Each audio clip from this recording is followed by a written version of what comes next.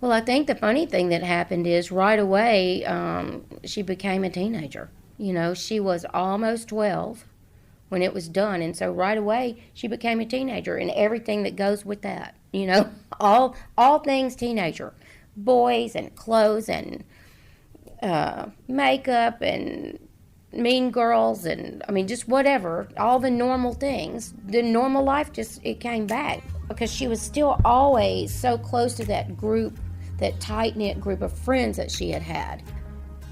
She just her life was on a totally different trajectory when she was done.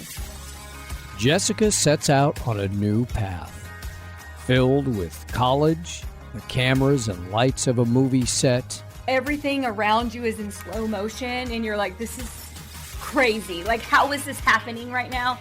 This whole crew is here from LA and somehow Billy Ray Cyrus just said a line to me and I was supposed to say something back and I don't even have a script. And a new career, giving back to the mission that helped save her life. This is St. Jude Flashpoint. I think what really made an impression on her was when she watched a lot of her friends not do well. St. Jude kids that did not do well, and she had a really dear friend, Allie, that she loved. At that time, we were all on the other side, full heads of hair and living happy, healthy lives.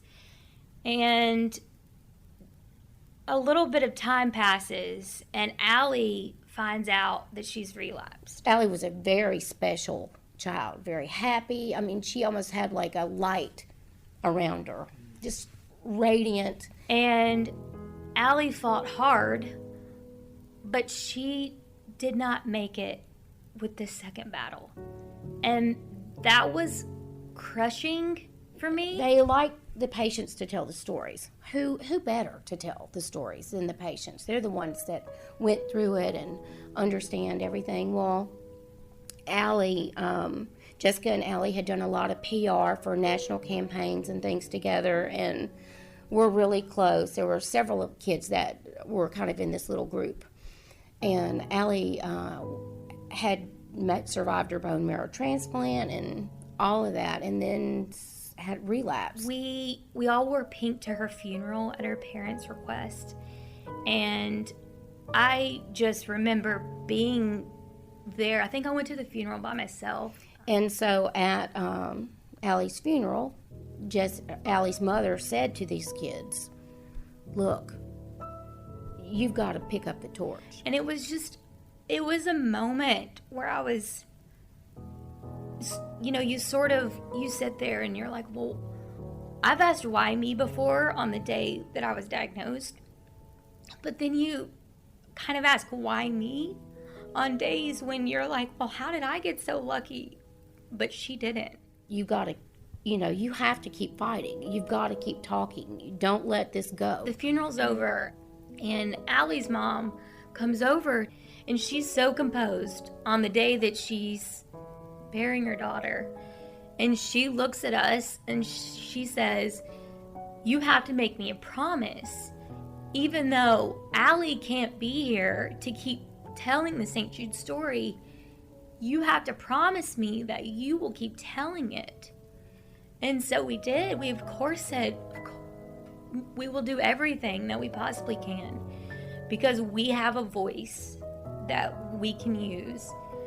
And that's a gift. And so she knew how important that was. Yeah, you're right. I do have to do this, and I want to do it for Allie. In other words, I think that becomes her goal. I think she told one of their moms, she goes, I'm going to keep on for you. And I don't know how often she thinks about that anymore, but it's things like that that make you understand when you go through this. You did this, maybe you were chosen to do this for some reason, and because you came out of it on the other side, you do have to keep talking and pushing it. I think she just felt like she was there to carry on for them. I've always just enjoyed using creativity. That's very fulfilling for me. And my mom, too. And actually, my dad's extremely creative. We always did projects together. Me and Dad were kind of two peas in a pod when we were really little. I loved taking things apart. He would always, like always be fixing a TV or a VCR or something. I loved that so much. We would get like The Way Things Work, the book, and then like go through it, and we'd do science projects together. Well, our family's not the same today. I got a divorce from their father.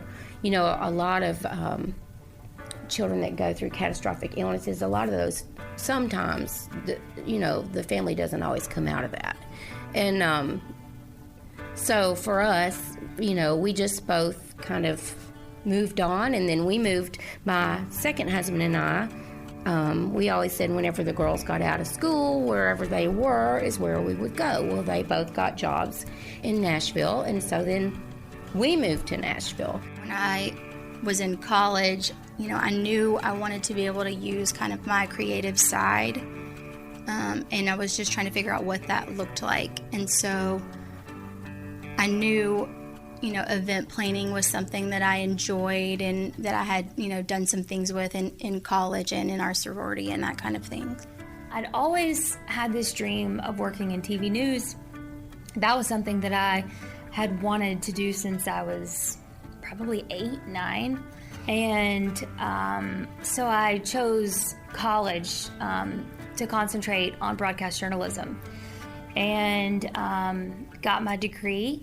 And after college, applied at the NBC affiliate in town and started there as an associate producer. She and her friend were the producers for like the Christmas Eve news. So, you're always at the station in times when you may want to be with your family, like on Thanksgiving or Christmas, or in the middle of the tornado or the flood. So we went down just to watch it happen. And they have those monitors, like 20 of them, that cover that whole wall.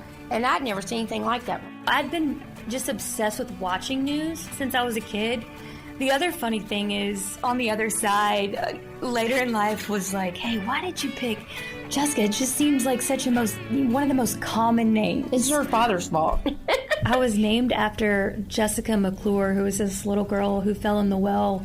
I think oddly enough, he felt that Jessica was just a really strong, resilient child. And he said, I want to name her Jessica. And I thought it was interesting that there was such a huge breaking news tie, kind of like born into the name. So it was important to me to live out that dream and do it. I loved like the adrenaline rushes and like the breaking news aspect and being in the know and, hearing about things first. And just the pressure, the immense pressure of putting on that newscast and making it all seamless, was a lot. And she doesn't do really well under pressure like that. So I knew she wasn't going to stay. My health was sort of starting to flare up again. And I noticed that sleep was really important to how I felt. So I was just starting to think, hey, maybe this isn't the job that I want to do forever. I wonder what I should do next. So I got to tell you, so I'm at work, and she says, Dad, I'm gonna do this body double thing, and she tells me this Miley Cyrus story. So I had this summer job where I accidentally got a job working as Hannah Montana's body double. She said, I went and got myself one of those books that has all these terms, for like what a best boy is and all these different things, and a key grip. And I told them that I know everything about this, and I know absolutely nothing.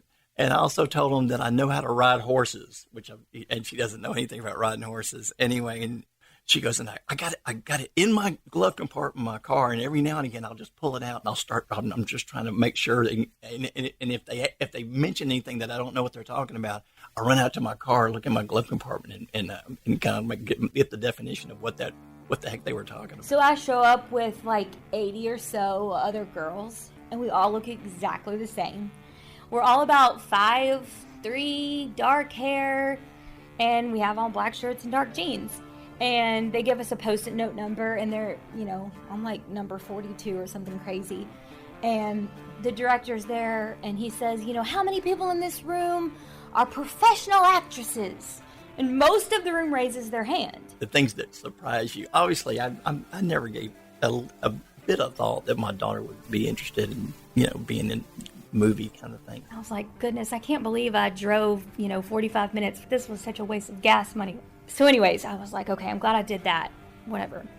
And then I get a call back that was like, hey, the director wants you to come read for him. You've made it with like 4 other girls to the finals. I was really proud of her. I thought she did great. And so I had no acting experience. And I was like, well, goodness, I've got to buck up and figure out how to pull this off. So I just like Google an acting coach, and get like an hour with somebody to learn how to read some lines. And they filmed this awkward, me on camera, just like my first immersion with acting. And we have this like fun workshop day. And then I go back and read for the director. And I get a call back that was like, you have the job. And you start in a week. And you are going to be working as Miley's stand-in on Hannah Montana. Anyway, and she loved doing it. So I watch a bunch of Hannah Montana shows and like try to get prepared for day one. And I get there, and it's a full day on this beautiful farm outside of Nashville and Franklin. And the day is over, and Miley has, quote, pumpkined. So they were like, Jessica, Miley's out, you're in. Action, basically, is how it went. As a stand-in, you have to wear a color that is matching whatever the costume is, so that the lighting folks and everybody can have an idea of what the shot's going to look like whenever the actress comes back, and it helps save time. So I knew I was doing that part, right? So I was like, well, this is the yellow shirt they put me in to match her yellow dress. And they were like, no, you need to be in that dress, and you need to have her wig on. So they take me, dress me, pull me back, and they say action. And Billy Ray says his line to me, and I just stare at him like a deer in the headlights. And I was like, that was one of the, everything around you is in slow motion, and you're like, this is crazy. Like, how is this happening right now? This whole crew is here from LA, and somehow Billy Ray Cyrus just said a line to me, and I was supposed to say something back, and I don't even have a script. That was such a, oh my goodness, the thing that you have nightmares about. Like, I can't believe that really just happened. I call my mom, like, look, I'm not going back tomorrow. That was humiliating. That was terrible. She was like, look, you can't just quit. Like, you've got to figure this out. So I go back the next day, and they were like, look, here's the thing. Most of the time, stand-ins don't do lines. But Miley is a minor, and so she can only work 8 hours a day. And so, because of labor laws, when that's over, they have to keep shooting in order to get the most out of the day. And so that's where I was to come in and sort of, they were going to do over-the-shoulder shots or like wide shots. You're a dad. You're going to go to the Miley movie. So you're at the Miley movie, and then you'd see supposedly Miley running off. Well, that's not Miley. That's Jessica. So I go, that's Jessica's run. I know that run. So she didn't want to run on Santa Monica Pier. So I put her stiletto heels on and her wig on and ran down Santa Monica Pier. But then the tabloids were there. Like, it was just Jared. And then the headline was like, Miley Cyrus is a fake. And it was my picture, like split screen with Miley. So that was hilarious too, to just like get to see that side of things. I think she kind of got the acting thing out of her system. I think it was just, I wonder what it would be like to do that. And the funny thing is, they called me back for year 3, and I was like, look, I really appreciate the call, but I gotta go and do some other things. I've got to move on from being Miley's double, but thank you. I knew she loved the hospital. I knew she had some friends that were involved in the hospital, and Mr. Shadyac, they would be in an event, and he would ask them, what are you going to do when you grow up? He goes, I'm going to come and work for you. The Country Music Marathon in town was this huge staple fitness event that had been happening for years, and there was a big announcement that St. Jude was going to be the charity partner. And so, just like many other calls before, I got a call saying, hey, we're going to have this big announcement. Would you be able to come over and say a few words at the press conference? And our CEO, Rick Shadyac, was there. And so we were talking afterwards, and he was like, hey, would you ever be interested in coming to work for me? I told him as best they could to try to find something that you would do for free, because that you would just love, and then you're just gonna enjoy it every day. So my journey with St. Jude really changed in 2012. That's when I became an employee for ALSAC, the American Lebanese Syrian Associated Charities. It's really the fundraising and awareness organization for St. Jude Children's Research Hospital. And specifically, I work on our Country Cares for St. Jude Kids team. I started fundraising for ALSAC St. Jude about 7 years ago, and I was an intern in the Nashville office. I wanted to be in event planning, and I didn't exactly know what I wanted to do with that, but I was thinking at the time it was weddings. And then I found out that there was a fundraising office. And obviously with our past and how much we love St. Jude and how it was just so natural to us to be a part of St. Jude in our lives, I was so thrilled to know that there was something that I could use my major with, but then also be able to give back and have more meaning behind it. And here they are. They know they're doing great things. Both Jessica and Jordan, they know they're doing great things. They're enjoying meeting really amazing, interesting, wonderful people, and they're doing something they love. It makes me happy. It makes me proud as a dad. It was just such a natural transition for me to go from, an intern to working here and doing something that is so meaningful in my life, and I'm able to give back. And it's really beautiful that Jessica is also here, so we're able to do it together. I feel like every single day I have this grateful heart. Like, I just know that there has been I've been offered so many chances, and I've been given another chance at life. And I really feel a lot of pressure to make that life count. And I can't think of anywhere else that I could do that in my mind to have an impact, more than St. Jude. And, I can only hope that it's, paying it forward and helping, a family who's walking in today to just sort of make their journey a little bit better. I really worry about her because she's really driven, and she wants to keep on going and going and going. Jessica and all that she's been through, I think she just amazes me. You would never know it by looking at her, how sick she sometimes is. I look healthy.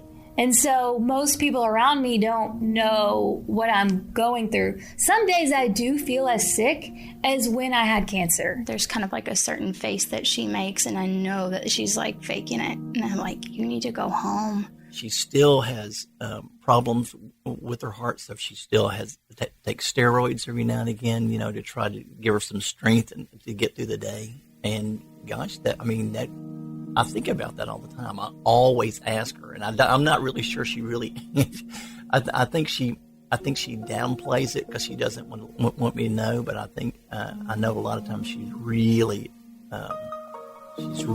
tired, and she just keeps on going. But that's another lucky piece of our life. We're able to say you can go home, you can take time. That's exactly what everyone wants you to do. So I think our lives have turned out just as they should. We are honestly very lucky. It's also a little isolating sometimes because I like dealing with it on my own. But then if I'm not honest to my friends about what I'm dealing with, then they don't really know where I'm at. I don't ever want to see my wife hurt. Nobody wants that for their spouse. He is my constant, and he is never changing, and he is there no matter what comes on our days together now. And he is Aaron. He is my husband. Up next, Jessica finds a new supporter and friend. Rate, review, and subscribe to St. Jude Flashpoint on Apple Podcasts or your favorite podcast app. Learn more, donate, or volunteer at stjude.org. Finding cures, saving children.